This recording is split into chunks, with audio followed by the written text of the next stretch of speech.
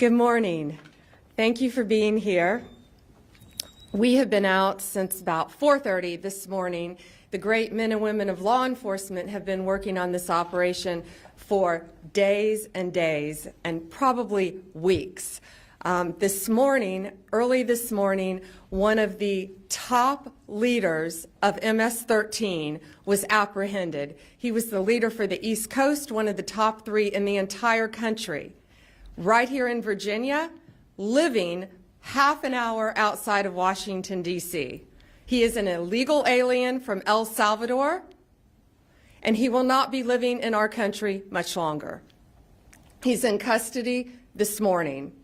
One of the top leaders right here near our nation's capital. I just cannot thank Governor Youngkin enough for his leadership in this effort. This has been a joint effort with state and local agencies. FBI Director Patel, thank you so much. Terry Cole, Virginia Secretary of Public Safety, our U.S. Attorney, Eric Siebert, DHS Secretary Noem, of course, who is in El Salvador, the home country currently of our illegal alien. DEA Acting Director Maltz, thank you. Our U.S. Marshals Service, ATF, all of the members of our task force who have been working tirelessly. We were out at that scene this morning, and what we saw was second to none. Teamwork, everyone working together. You know, someone made a great point, no egos. It was a team. You could not tell who was with what agency. Everyone was working as a team. And the most important thing, all of our agents were safe this morning, all of our law enforcement officers, and the bad guy is in jail.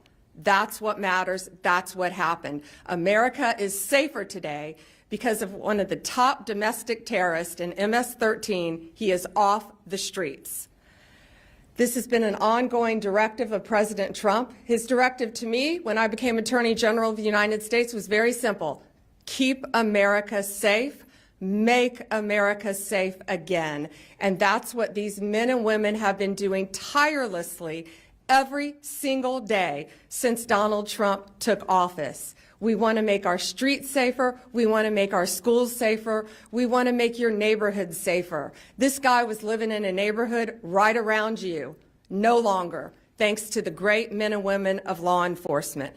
This task force that we have created is remarkable, using incredible technology that we will not discuss to catch and apprehend these horrible, violent, worst of the worst criminals.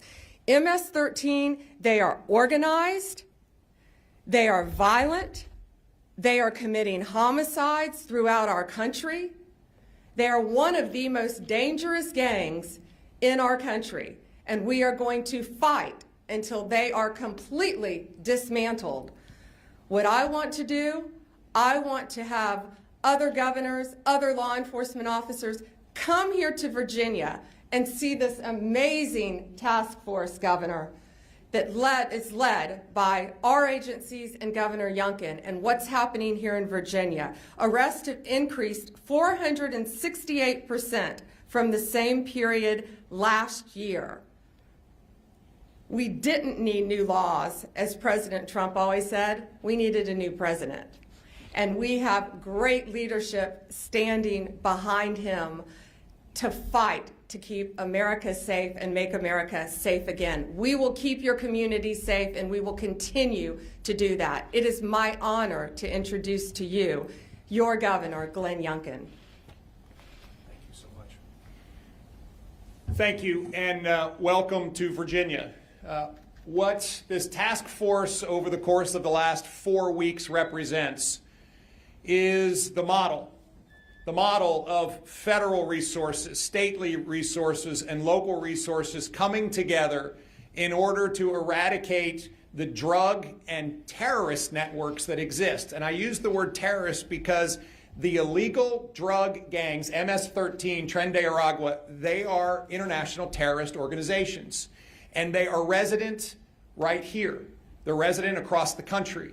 And it requires this kind of task force, this collaboration of Virginia Resources, our great Virginia State Police led by Colonel Hanley, our Department of Corrections led by Judge Chad Dotson, along with our leadership at the administration level led by Secretary Terry Cole and our Attorney General Jason Miyares, to come together with tremendous resources from the federal government.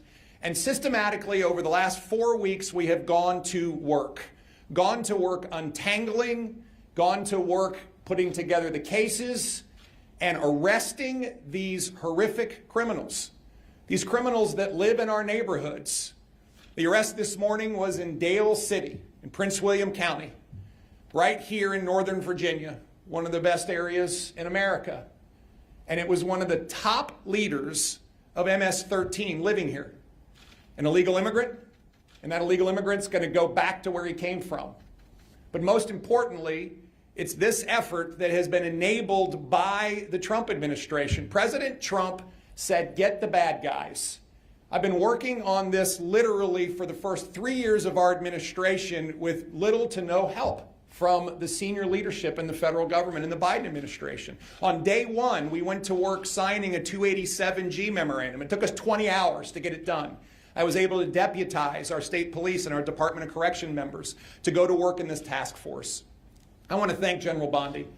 From the second she assumed her position, she was here with us. I want to thank Director Patel. From the second he assumed his position, he was here with us. Resources, capabilities. But I most importantly want to thank the men and women who every day put their lives on the line. These folks go to work with a bulletproof vest on, and they so rarely have anyone say thank you. And today, they deserve a huge thank you, but they deserve a thank you every single day. Over the last 4 weeks, 340 horrific criminals have been arrested here in Northern Virginia. And that allows me to make one last comment. Local jurisdictions that claim sanctuary city status are absolutely unacceptable. Look who's in your community. Look who's living around the corner from citizens that are going to work trying to build their lives in a place that's the best place in America to live and work and raise a family. And yet we have one of the top 3 operatives from the most dangerous gang in America and the world living around the corner, and you sanctuary cities want to give refuge to them. Listen, it's time for us to recognize that Virginia is not a sanctuary state. We are working to get the bad guys out of here. And if you are a local jurisdiction and not helping us and not cooperating with us, you are working against the safety of all of those men and women that call your jurisdiction home. This task force is a sustainable effort, not a one and done. And that is the most impactful part of it. We get to continue to work together to, yes, General Bondi, make America safe again, and make Virginia the safest state in America. I just want to thank everyone for their tremendous efforts. And now I want to hand it over to the U.S. Attorney of Virginia's Eastern District, Eric Siebert. Thank you, Governor. On March 3rd, we officially launched the operations as part of this Homeland Security Task Force. And this is first of its kind in the nation. It's interagency, which makes it unique. And it combines federal, state, and local resources to identify and arrest the most violent gang offenders in the Eastern District of Virginia. So working with our partners of all 4 divisions in the Eastern District of Virginia, we have created an intelligence-based model. And that's the focus, is intelligence-based, that drives this moving forward. So we can focus our attention on the transnational organized groups, such as MS-13, that have long plagued our communities. So in less than a month, we have identified 575 targets. We've arrested 342 of those targets, many of them with illegal status. And of the 342 arrested, we've identified 81 individuals with gang or transnational crime affiliation. The Eastern District of Virginia U.S. Attorney's Office has already done 73 federal criminal complaints charging these individuals. And between federal and state partners, we've obtained and executed 39 search warrants. We're already hearing in the community that our efforts are having a deterrent effect on these gangs. And so moving forward with the information that we've obtained from our arrests and search warrants, we plan to use the task force model to continue to identify these bad actors and prioritize the rest of the most violent transnational criminals. I want to thank Attorney General Bondi, Governor Youngkin, FBI Director Patel, DA Administrator Waltz, and Secretary Cole for your trust on this and support of this Virginia task force. And I also want to thank the hard work of the agents and the special agents of Virginia State Police and the federal agents, and also the AUSAs. My prosecutors have been working around the clock to support this task force. And despite the tremendous success of this task force, I want the public to know this is just the beginning of our efforts. We have a sense of urgency on this, and we do not plan on stopping until every one of these violent gang members is off the streets. And to the criminals, I just have to say, we're coming. So at this time, I'd like to turn this over to FBI Director Patel.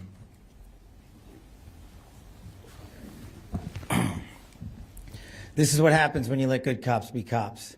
And we're going to continue to let good cops be cops across this country.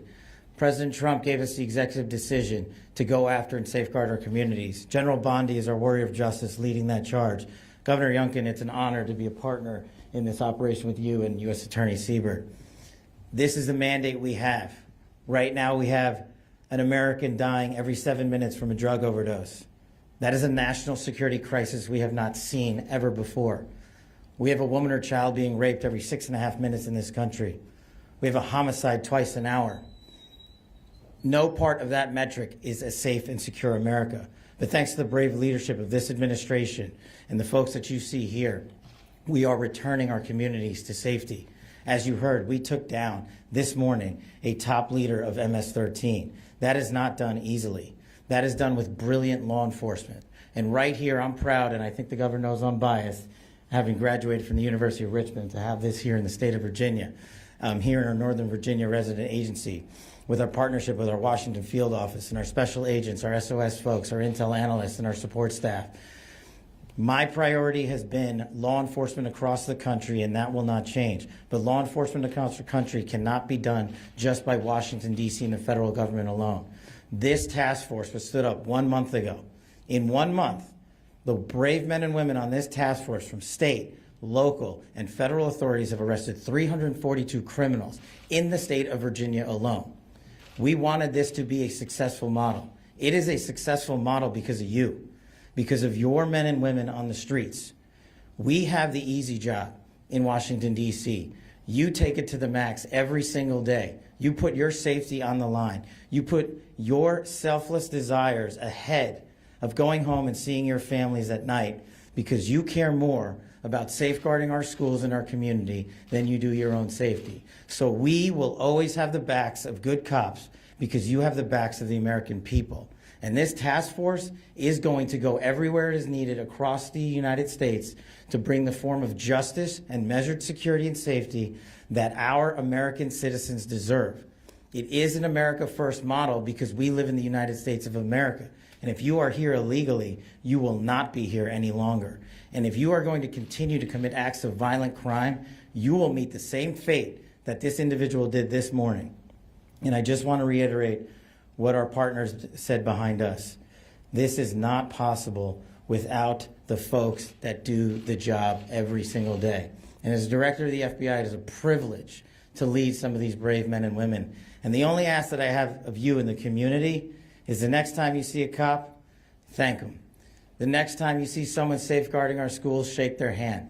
The next time you see our brave men and women of the FBI and the local and federal state police take down a violent terrorist, maybe give them a hug. Because those guys, those gals, are the ones that are going to continue to keep our city safe. And we will not stop until this national security crisis is recognized, brought into check, and eliminated. Thank you. Questions? Amber from the Daily Caller. Thanks. Hey, Amber. First question is, how long was this individual living in the United States illegally and operating as a leader of MS-13? And then two, MS-13 has been a huge problem in Virginia for several years now. How many members of that gang do you believe are currently operating in the state?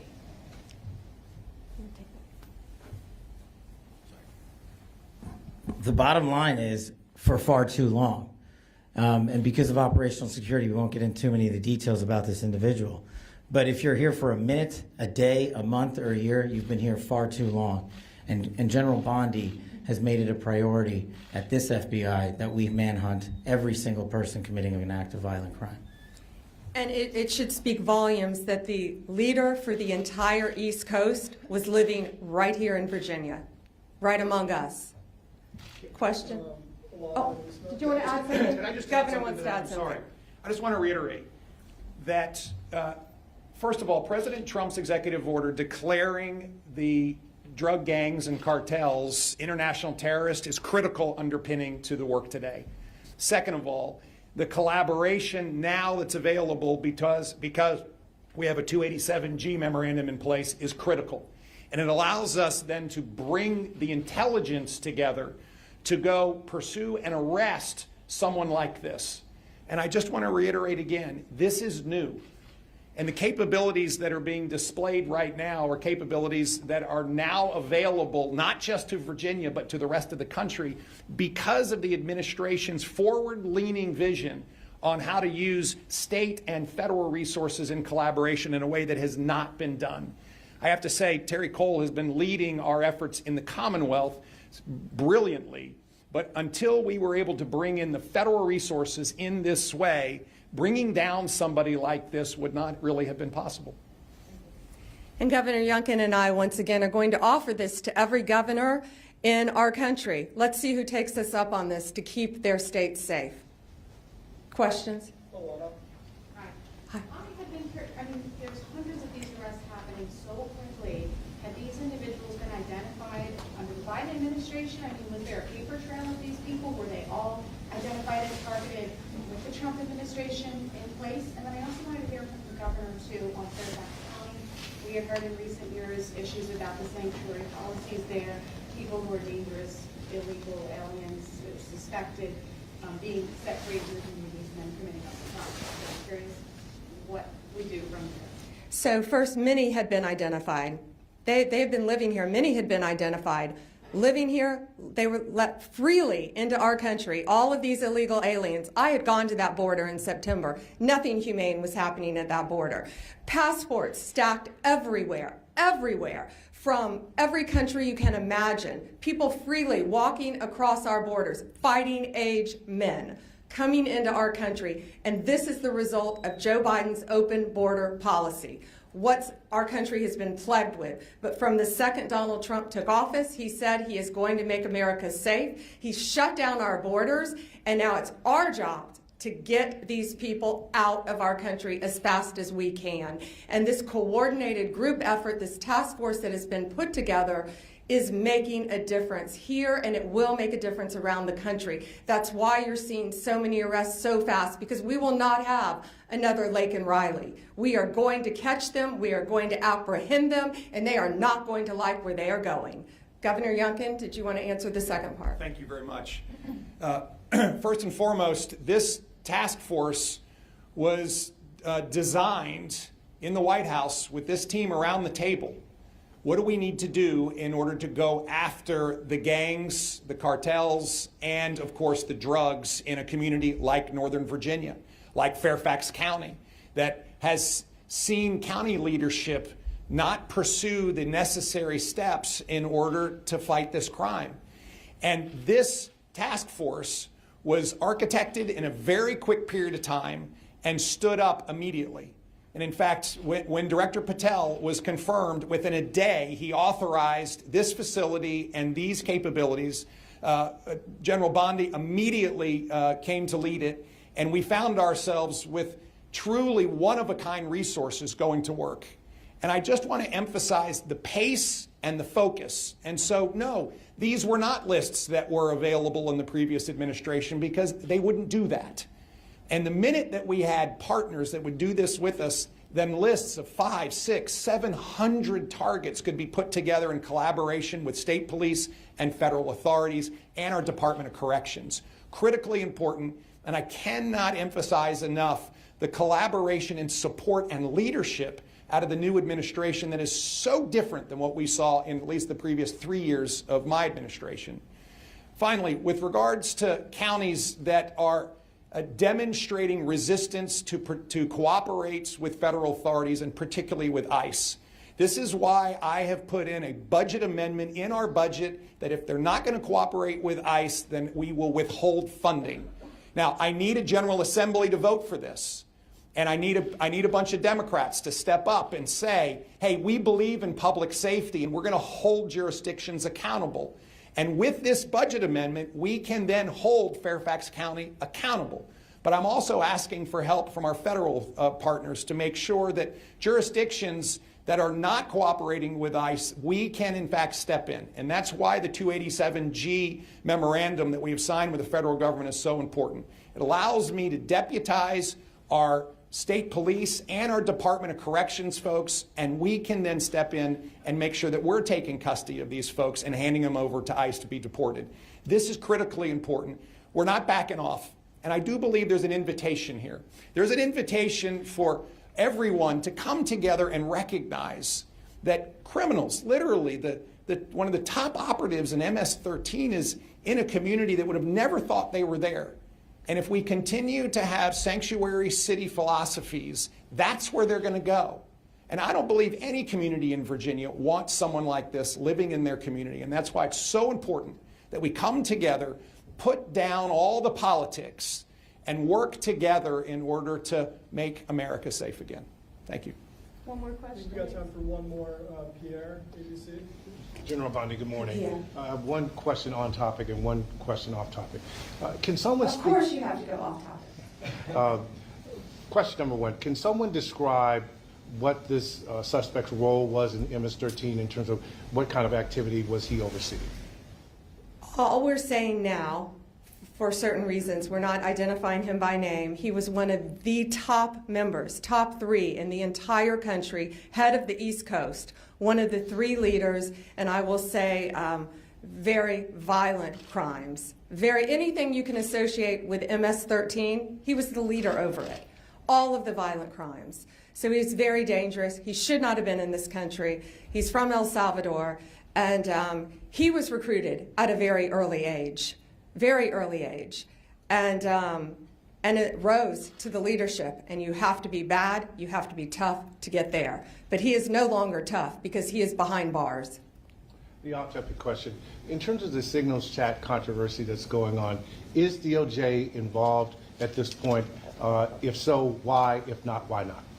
Well, first, it was sensitive information, not classified, and inadvertently released. And what we should be talking about is it was a very successful mission. Our world is now safer because of that mission. We're not going to comment any further on that. If you want to talk about classified information, talk about what was at Hillary Clinton's home that she was trying to bleach bit, talk about the classified documents in Joe Biden's garage that Hunter Biden had access to. This was not classified information.